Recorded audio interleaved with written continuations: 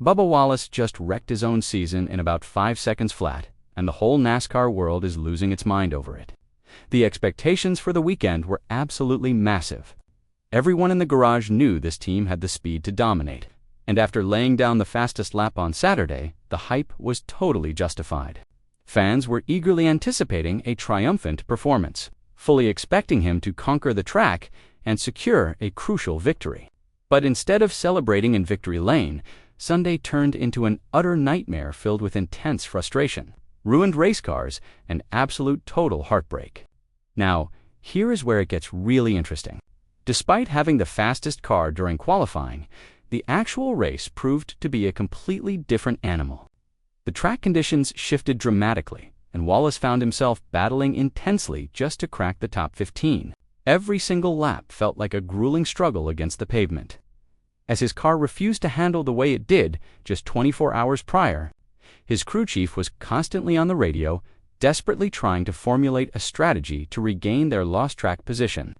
But the frustration inside the cockpit was clearly reaching a boiling point. You could hear the sheer anger building in his voice with every passing caution flag. He hated how the car was driving, and he was undeniably mad at the aggressive tactics being deployed by the rest of the Cup Series field. Competitors were slamming doors and fighting for every single inch of real estate, leaving absolutely no room for error. The tension was incredibly thick, and the stakes were monumentally high. Everyone watching knew that something had to give eventually. It was a ticking time bomb, just waiting for a single spark to ignite a massive on-track explosion. That spark finally arrived during a critical late race restart. As the green flag furiously waved, the pack bunched together, roaring toward Turn 1. Carson Hocevar, a young driver known for his unapologetic aggression, saw a fleeting opportunity and decided to make a bold move. He dove to the inside, forcing the issue and suddenly making it 3 wide. Wallace was squeezed in the middle, desperately trying to maintain his line while the cars completely surrounded him. What happened next was total chaos. The margins were practically non-existent, and the inevitable contact sent a violent shockwave through the pack. Hocevar clipped the left rear quarter panel of Wallace's machine, sending him sliding up the banking. It was a racing deal, a product of hard driving on a tight track, but Wallace absolutely refused to see it that way. In a moment of pure blinding rage, he allowed his emotions to completely override his driving instincts, displaying what critics would later describe as exceptionally poor anger management. Wallace deliberately decided to retaliate. He refused to lift, choosing instead to aggressively throttle up and intentionally hunt down the rookie, who had just compromised his momentum and ruined his promising restart. He closed the gap in a fraction of a second, plowing his front bumper directly into the back of Hocevar. The initial shove was hard enough to completely unsettle the rookie's car, but Wallace was not finished. He delivered a second, far more devastating blow, turning Hocevar completely sideways in front of the entire thundering pack. The result was instantaneous and catastrophic. By weaponizing his vehicle in a fit of furious retaliation, Wallace bulldozed at the rookie and inadvertently triggered a massive chain reaction that instantly collected almost a quarter of the entire field in a terrifying cascade of twisted metal. Cars were flying, spinning, and violently slamming into the retaining walls as tires screeched and thick smoke immediately engulfed the speedway. It was an absolute disaster. 12 cars were ultimately destroyed in the violent stack-up, turning multi-million-dollar racing machines into unrecognizable heaps of junk.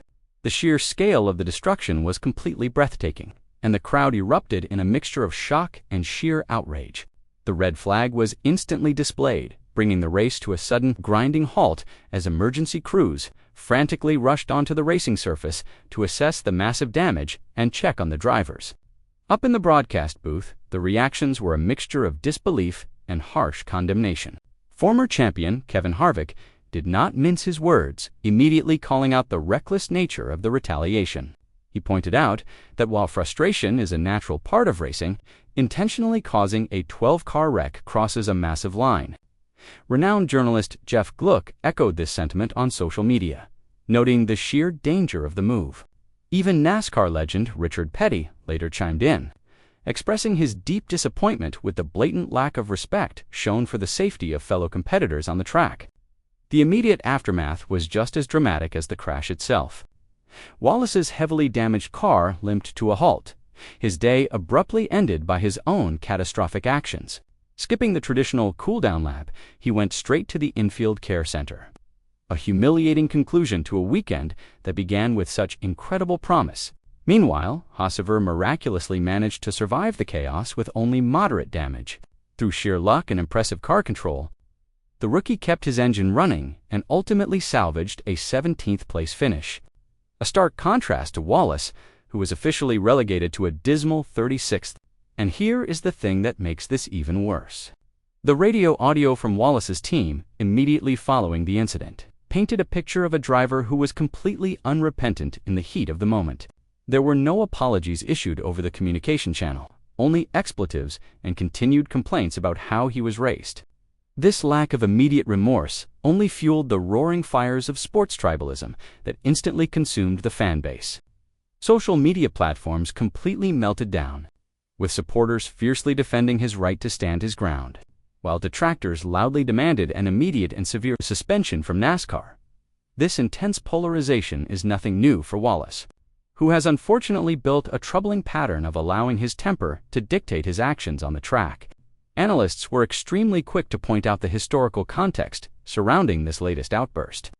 Everyone immediately recalled the infamous incident at Las Vegas in 2022, when he deliberately hooked Kyle Larson at dangerously high speeds, an action that resulted in a one-race suspension.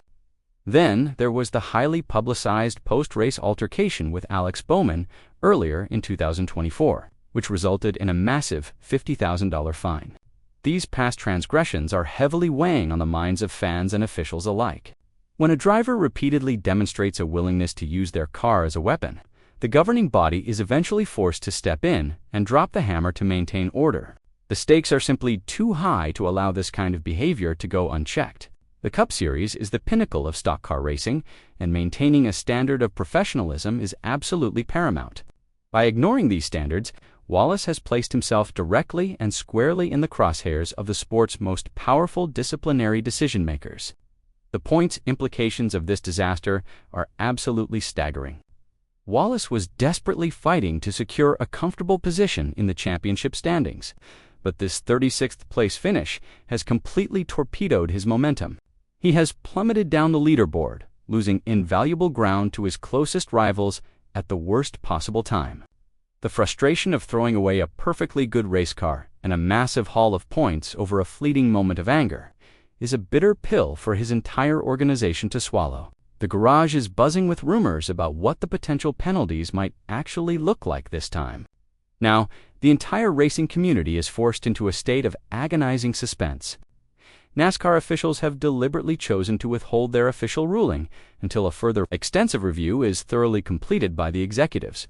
With the schedule heading into a highly anticipated 2-week break, the looming threat of a massive points deduction or a devastating driver suspension remains unresolved.